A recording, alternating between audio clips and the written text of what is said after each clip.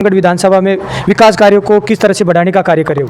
देखो, जमरामगढ़ विधानसभा क्षेत्र एक दीजिए, अभी मैं बाहर जैसे बैठा हुआ था एक चाय की थड़ी पे, मैं बातचीत कर रहा था लोगों से, आपके बारे में बता रहे थे ईमानदार भी हैं, अच्छे भी हैं। 2013 से 18 तक आप विधायक रहे और उससे पहले भी आप 5 साल प्रधानी भी करें जमरामगढ़ विधानसभा की। आपकी राजनीति में कंगाल रहा था। जमरामगढ़ बांध में बिसलपुर में पानी लाने की आपकी क्या योजनाएं हैं, आगामी क्या प्लान है? देखिए, वर्तमान सरकार जो 2023 के विधानसभा चुनाव नज़दीक है, आप जनता के बीच में जा भी रहे होंगे, तो मेरे को थोड़ा सा अनुमान आप ये बता दीजिए कि 2013 से 18 तक आपने कौन कौन से कार्य कराए जिसके माध्यम से आप जनता को जाकर कह रहे होंगे, आगामी विधानसभा नज़दीक है, किन मुद्दों को लेकर आप जनता के बीच में जा रहे हैं? दूसरा बड़ा सवाल यह है कि जैसे कांग्रेस वाले कह रहे हैं कि बीजेपी के पास तो और कोई मुद्दा ही नहीं है, एक हमारा लाल डायरी का मुद्दा पकड़ लिया, लाल डायरी के माध्यम से विरोध प्रदर्शन कर रहे हैं, इसके बारे में आपका क्या कहोगे? देखिए जी, विधानसभा जमरामगढ़ से भारतीय जनता पार्टी के और भी प्रत्याशी हैं, लगभग सूची लंबी है, ये तो नहीं कह पाऊंगा, लेकिन आपको अगर टिकट मिल जाते हैं तो आप जनता के बीच में किन मुद्दों को लेकर जनता के बीच में जाएंगे और वोट मांगेंगे अगर आपको पार्टी सिंबल दे देती है तो? देखिए, लोकतंत्र है, लोकतंत्र में सबसे आप विधायक रहे उस टाइम आपने मुंडला गांव में कॉलेज तो खोल दी, लेकिन जनता पूछ रही कि वो कॉलेज कहाँ है, उसका नामो निशान नहीं है। आपने योजना तो लाई, कॉलेज बाबा भीमराव अम्बेडकर के नाम से कॉलेज तो खोल दी, लेकिन उस कॉलेज का पता ही नहीं है कहाँ गई।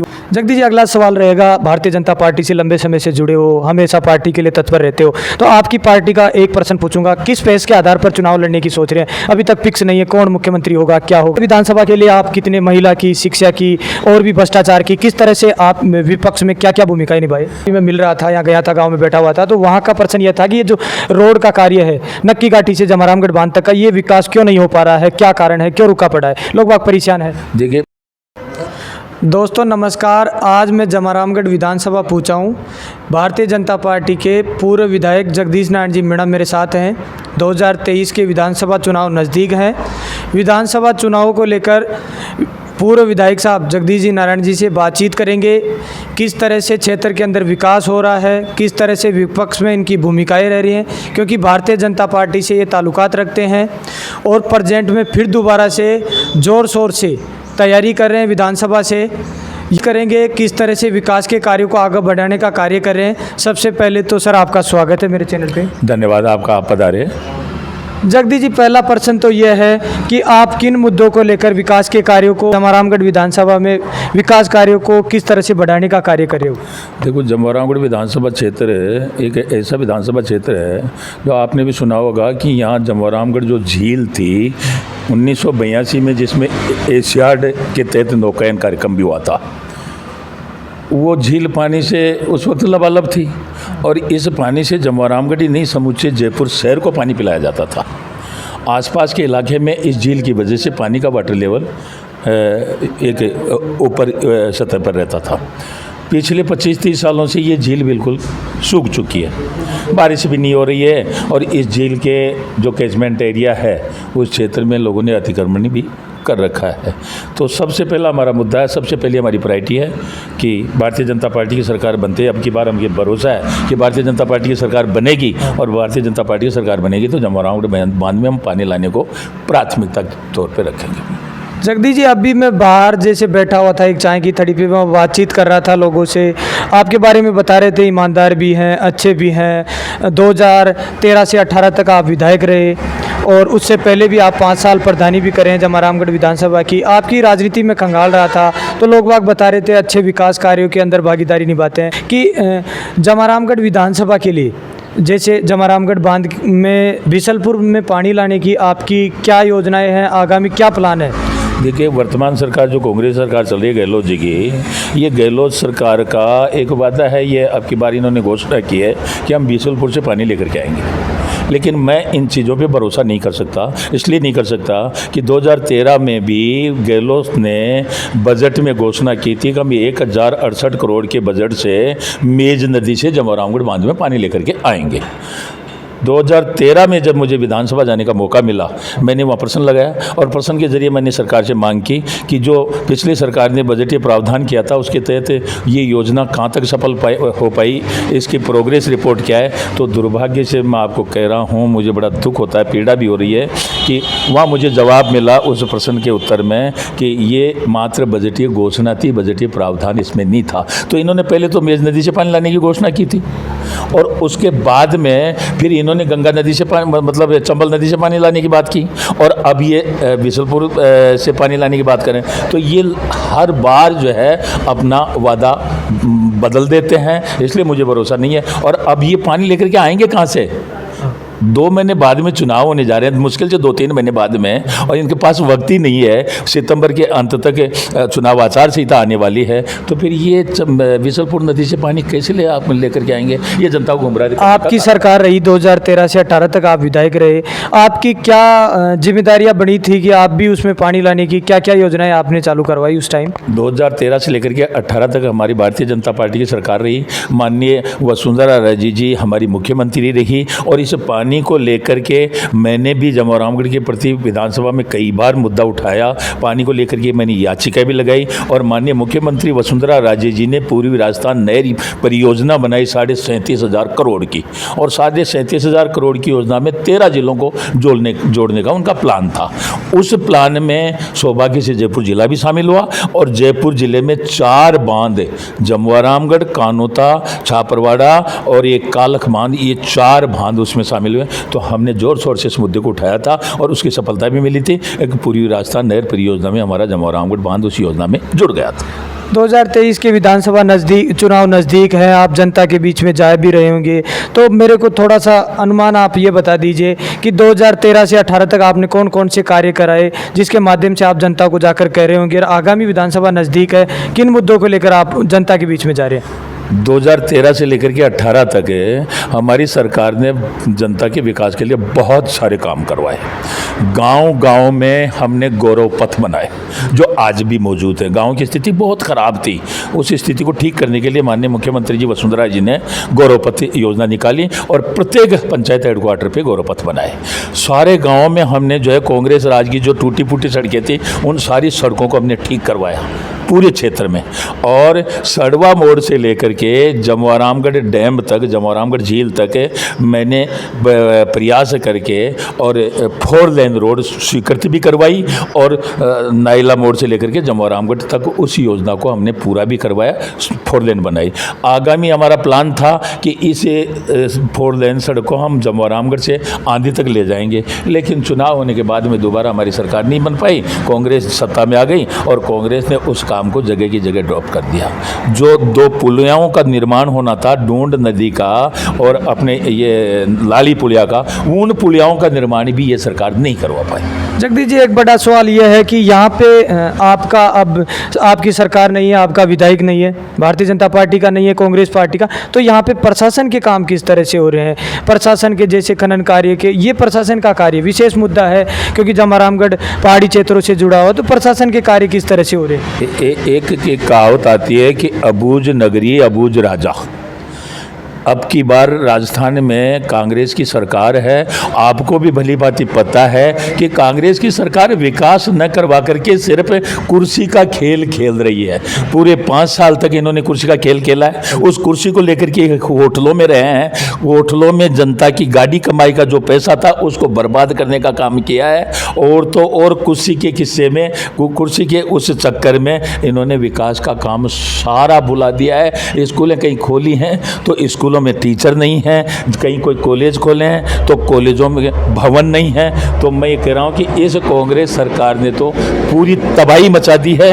भ्रष्टाचार में कांग्रेस सरकार अव्वल नंबर पे रही है, और उस भ्रष्टाचार का मैं उदाहरण मेरी तहसील का देना चाहूँगा कि अभी थोड़े दिनों पहले आंधी तहसील में एक किसान की ज़मीन की फतरगड़ी करने के लिए 15 लाख रुपए का सौदा हुआ था।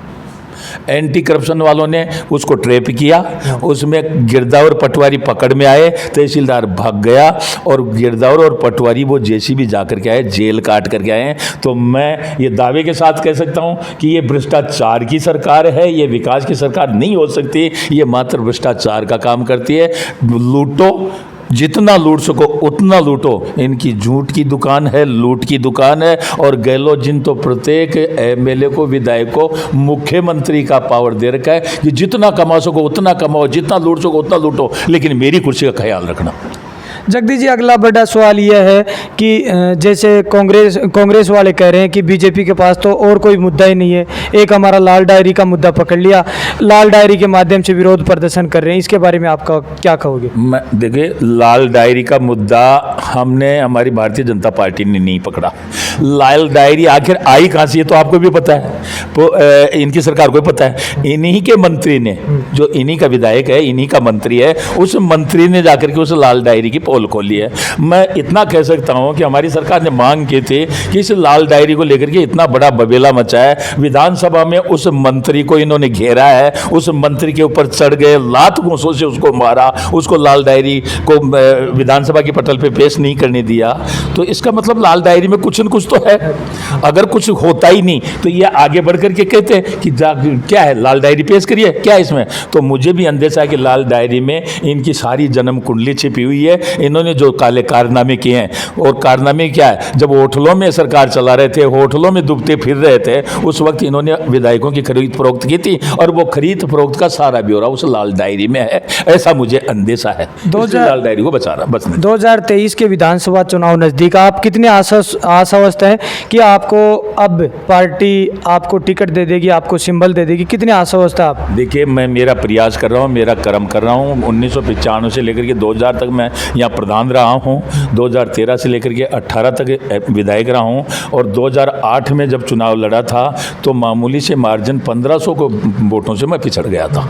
और वो भी इसलिए पिछड़ गया था कि हमारी यह पहली बार ये कॉन्स्टिट्यूंसी उसमें रिजर्वेशन में आई थी। तो हमारे जनरल समाज के कुछ भाई जो है, थोड़ा सा क्या कि पार्टी विचारधारा के जो लोग थे वो बह गए, और वो एक हनुमान शाही दान का जो निर्दलीय लड़ा था उसके चक्कर में आकर के लगभग 31,000 वोट उसको दे बैठे, जिसमें सीधा 26,000 वोट हमारा बीजेपी विचारधारा से जो संबंध रखता वो भी चला गया था। इस वजह से मुझे 1500 वोटों से चुनाव हारना पड़ा।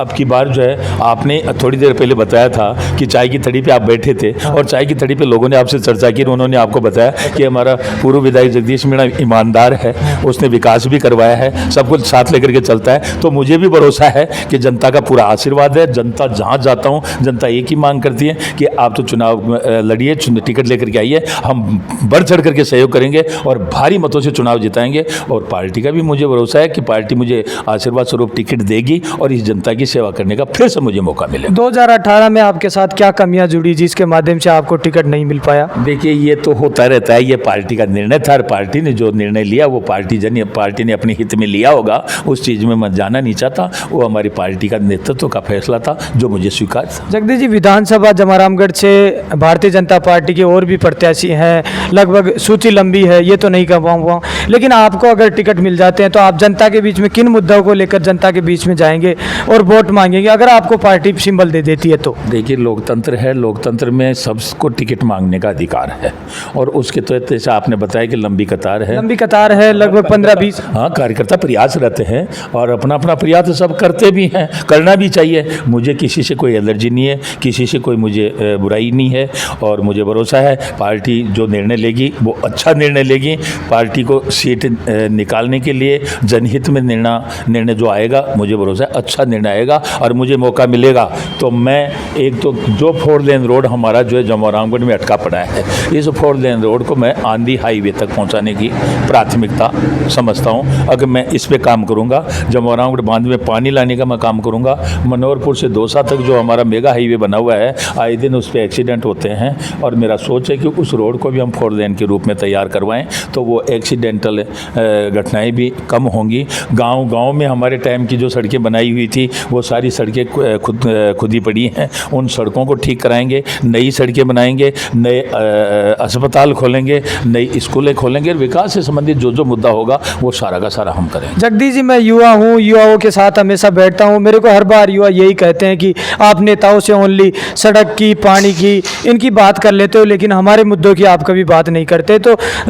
चुनावी 2023 नज़दीक है, तो आप युवाओं के किन मुद्दों को लेकर चुनाव में रणनीति बना रहे हो? देखिए, युवा हमारी धरोहर है, युवा हमारा हिंदुस्तान का भविष्य है, और मैं समझता हूँ कि हमारा युवा मजबूत होगा तो हमारा प्रदेश भी मजबूत होगा और हमारा राष्ट्र भी मजबूत होगा, और युवाओं की चिंता हमारे लिए प्राथमिकता है। मैंने पिछले कार्यकाल में भी युवाओं की चिंता को लेकर के मैंने थोड़ा ही ग्राम पंचायत में रिको सैंक्शन करवाने के लिए पूरा प्रयास किया था। विधानसभा में याचिका लगाई थी और उसका रिजल्ट भी आया कि युवा वो रिको सैंक्शन भी हुआ, रिको स्वीकृति भी हुआ। लेकिन ये जो सरकार है, इस सरकार ने उस रिको पे भी राजनीति की और उस रिको को भी सही समय पे सही जगह बना नहीं पाई। अब भी हम युवाओं के रोजगार को लेकर के बहुत चिंतित हैं। मेरे इस जमोई रामगढ़ क्षेत्र में आंधी तहसील का बहुत सा क्षेत्र मार्बल खनिज के रूप में जाना जाता है। वहाँ मार्बल की खानें काफ़ी समय से, पुराने समय से चली आ रही थी, लेकिन फॉरेस्ट की वजह से वो सारा, लगभग वो सारी खानें जो है बंद हो गई।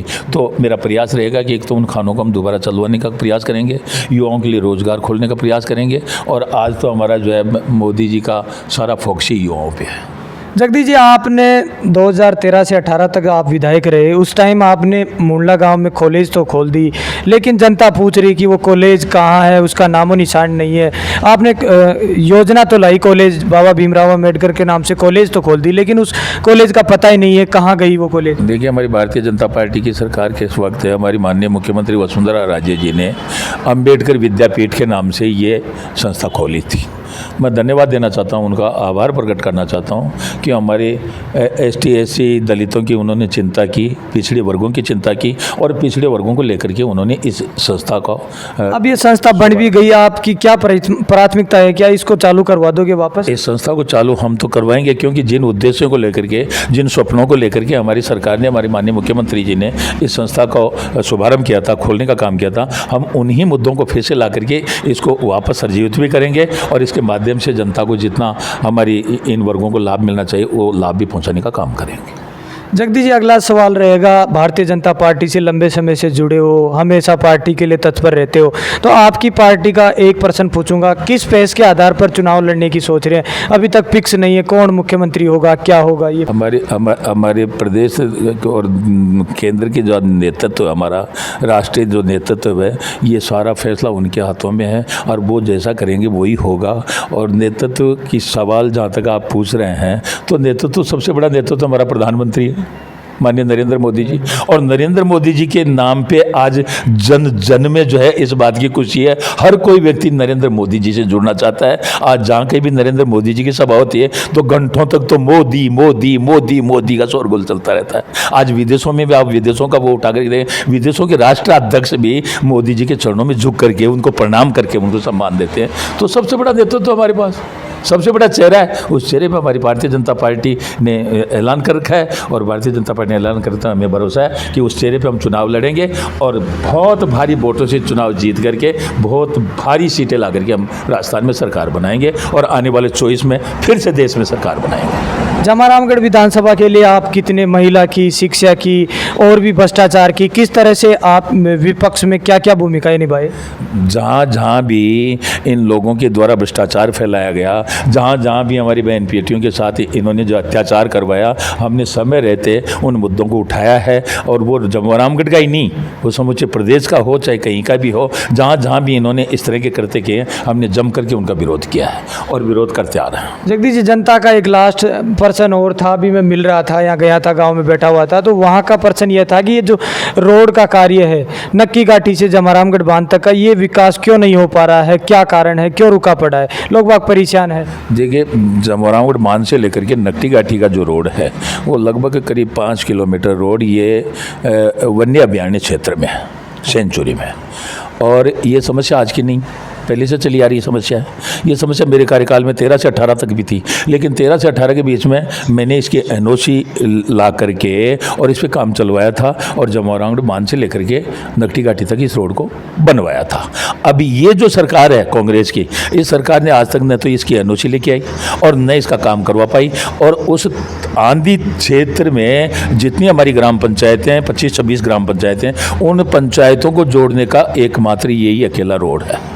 और ये रोड जब तक ठीक नहीं हो तब तक वो सारा क्षेत्र जो है विकास से कटा हुआ है। तो मैं भी चाहता हूँ, मैं भी मांग करता हूँ कि सरकार को इस ओर ध्यान देना चाहिए, लेकिन सरकार इस तरफ कतई सरकार का ध्यान नहीं है, सरकार इसको बनाना ही नहीं चाहती। जगदीश जी, 2023 के विधानसभा चुनाव जैसे आप तो मेरे को ऐसे लग रहे हैं फुल कॉन्फिडेंस के साथ आपको पार्टी सिंबल देगी, ऐसे पर जब जनता के बीच में जाओगे तो किन मुद्दों को आप लेकर जाओगे? देखिए, जो विकास से संबंधित जो मुद्दे हैं उन सारे मुद्दों को हम लेकर के जनता में जाएंगे, और जनता भली भांति जानती भी है। ये जनता की ही मांग है अब की बार कि भारतीय जनता पार्टी सरकार में आए, भारतीय जनता पार्टी सत्ता में आए, और ये जनता की ही मांग है कि मैं जनता की सेवा में आऊँ। तो जो जो मुद्दे विकास के हैं, जिन जिन विकास के मुद्दों को सरकार ने छोड़ा है और बस जनता को पिछड़ाया है, उन सारे मुद्दों को लेकर के हम जाएंगे, जिसमें पानी का मुद्दा भी है, हमारी बिजली का मुद्दा भी है, हमारी सड़कों का मुद्दा भी है, हमारे अस्पतालों का मुद्दा भी है जैसा मैंने गिनाया है, और हमारी माँ बहन बेटियों की सुरक्षा का मुद्दा भी है, हमारी युवाओं के रोजगार से संबंधित मुद्दा भी है, हमारे किसानों को लेकर के किसानों से संबंधित विकास के और कृषि से संबंधित सारे मुद्दे हैं। उन सारे मुद्दों को लेकर के हम चुनाव में जाएंगे। एक लास्ट सवाल और, जगदीश जी ये बता दीजिए मेरे को, कांग्रेस वाले कह रहे थे कि अभी गत वर्षों जब नरेंद्र सिंह मोदी सिक्कर दौरे पे थे तो वहाँ पे कांग्रेस वाले प्रदर्शन कर रहे थे कि मणिपुर पूरा जल रहा है, मणिपुर की घटनाएं नरेंद्र मोदी देख रहे नहीं क्योंकि वहाँ भारतीय जनता पार्टी की सरकार है, और यहाँ नरेंद्र मोदी आके खामोश है। तो आप उसके बारे में क्या कहना चाहेंगे? देखिए, मणिपुर की जो घटनाक्रम हुआ है उस घटनाक्रम पे तो हमारे मोदी जी ने कल परसों लोकसभा में अपना वक्तव्य दिया है, अमित शाह जी ने वक्तव्य दिया, और जब हमारे बड़े नेताओं का वक्तव्य आ चुका तो मैं समझता हूं कि उस पर मुझे वक्तव्य देने की ज़रूरत भी नहीं है। कांग्रेस तो सिर्फ और सिर्फ हाई हुल्लड़ करना चाहती है। कांग्रेस के समय में भी जब मणिपुर में कांग्रेस की सरकार रहा करती थी उस वक्त कांग्रेस के कितने हमारे प्रधानमंत्री जी ने मुद्दे गिनाए, कांग्रेस निरुत्तर हो गई, कांग्रेस के पास कोई जवाब ही नहीं है। और ऐसी बात नहीं है कि मणिपुर को हमारे प्रधानमंत्री जी हमारी सरकार नहीं देख रही है, वहाँ शांति बहाली है, सारा सब कुछ चल रहा है। ये तो कांग्रेस का ड्रामा है। कांग्रेस कभी भारत तेरे टुकड़े होंगे ऐसी गैंग को पना देती है, कभी जो है भारत में जो है सांप्रदायिकता का दंगा फैलाती है, कभी तुष्टीकरण की राजनीति लेकर के आती है। तो ये सारे कारनामे तो कांग्रेस के कारनामे हैं, हमारी सरकार के और हमारे प्रधानमंत्री जी के कारनामे नहीं है। हम और हमारे प्रधानमंत्री जो विकास में रुचि रखते हैं, देश को आगे बढ़ाने में रुचि रखते हैं, और उसका रिजल्ट भी मिल रहा है। बहुत बहुत धन्यवाद जगदीश जी आपका। धन्यवाद साहब, थैंक यू।